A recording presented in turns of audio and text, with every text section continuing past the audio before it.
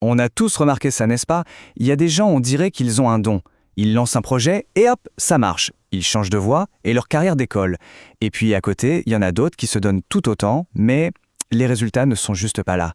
C'est là qu'il y a un vrai mystère. Alors la grande question qu'on se pose, c'est celle-là. On le voit partout, dans le monde de l'entreprise, dans le sport, dans les arts. C'est comme si le succès en appelait un autre et qu'il se concentrait toujours autour des mêmes têtes. La première réponse qui vient à l'esprit, c'est la chance, le fameux être au bon endroit au bon moment. Mais bon, est-ce que ça se résume vraiment qu'à ça?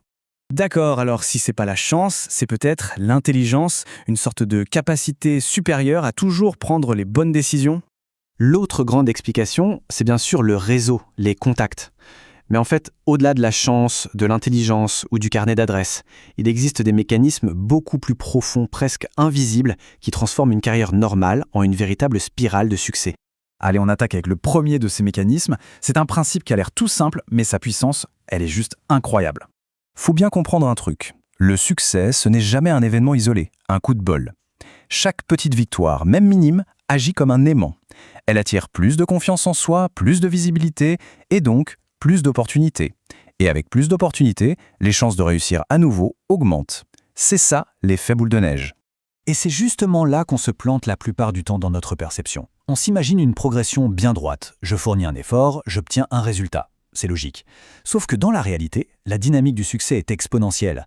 Un tout petit avantage au départ peut créer un écart gigantesque quelques années plus tard. L'image parfaite, c'est vraiment celle de la boule de neige. Au début, elle est toute petite, fragile, mais à chaque tour qu'elle fait en dévalant la pente, elle ramasse un peu plus de neige.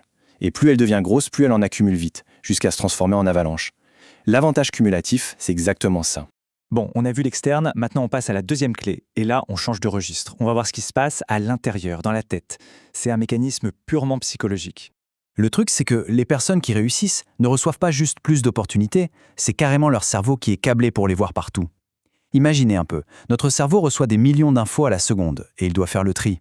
Et qu'est-ce qui lui dit « ça c'est important, garde-le » Eh bien, ce sont nos objectifs. C'est le fameux exemple de la voiture rouge. À partir du moment où quelqu'un décide d'acheter, disons, une voiture rouge d'un certain modèle, cette personne se met à en voir partout. Partout. Ces voitures, elles étaient déjà là avant, évidemment, mais son cerveau les ignorait parce qu'elles n'étaient pas pertinentes pour ses objectifs. Eh bien, pour les opportunités, c'est exactement la même chose. En fait, tout est une question de perspective. Quand le cerveau devient un chercheur d'opportunités, le monde change de visage. Une conversation banale, un problème du quotidien, tout est passé au crible de cette question. Est-ce qu'il y a quelque chose à faire ici? Et juste ce petit switch mental, ça démultiplie les chances de tomber sur une pépite. On arrive à la troisième clé, et celle-là, attention, c'est peut-être la plus contre-intuitive et la plus sous-estimée de toutes. C'est le volume, tout simplement. On adore cette image d'Épinal, vous savez, le coup de génie, l'idée du siècle, le grand saut dans le vide qui paye. Mais en réalité, le succès est beaucoup moins romantique. C'est bien plus souvent le résultat d'une multitude de petits paris. La vraie stratégie gagnante, ce n'est pas de faire tapis une seule fois, c'est de multiplier les petites mises intelligentes. Regardez, prenons deux entrepreneurs. Le premier passe 3 ans à construire le projet de sa vie. S'il se plante, il a tout perdu. L'autre, il a une approche radicalement différente. Il lance plein de petits projets, il teste des idées, il fait des expériences. La plupart vont échouer, et c'est le jeu. Mais il lui suffit d'un seul carton pour rentabiliser tous les autres échecs. Et pour les créateurs sur Internet, c'est flagrant. L'un publie une vidéo tous les 2 mois, soit 6 par an. L'autre en publie une par semaine, 52 par an. Chaque vidéo, c'est un essai, une chance d'apprendre ce qui plaît ou non. Celui qui publie 52 fois apprend beaucoup, beaucoup plus vite. Ses chances de faire une vidéo qui explose les compteurs sont, logiquement, bien plus grandes. C'est presque mathématique. Quand on voit un succès fulgurant de l'extérieur, on se dit « Waouh, quel génie !» Mais si on pouvait regarder derrière le rideau, on verrait une réalité bien moins glamour. La face cachée de l'iceberg, c'est des dizaines de tentatives, des projets abandonnés, des erreurs. C'est tout ce travail de l'ombre qui est le vrai moteur. Ok, maintenant qu'on a toutes les pièces du puzzle, on va les assembler. On va voir comment ces 3 clés ne sont pas juste des éléments séparés, mais comment elles s'emboîtent pour créer un système incroyablement puissant. Parce que le secret de tout ça, c'est que ces 3 mécanismes ne travaillent pas chacun dans leur coin.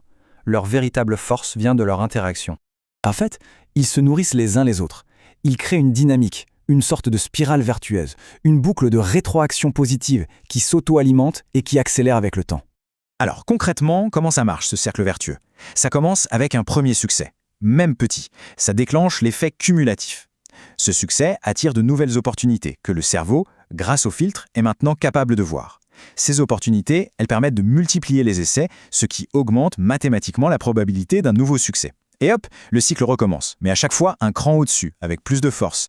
Finalement, tout ça nous montre que le succès, c'est pas tant une qualité innée, un don tombé du ciel, que le résultat d'une dynamique. Une dynamique qui peut être comprise et même mise en place. En jouant sur ces 3 tableaux, les chances de réussite s'additionnent, s'accumulent, jusqu'à devenir presque inévitables. Voilà ce qu'est, au fond, la mécanique invisible du succès.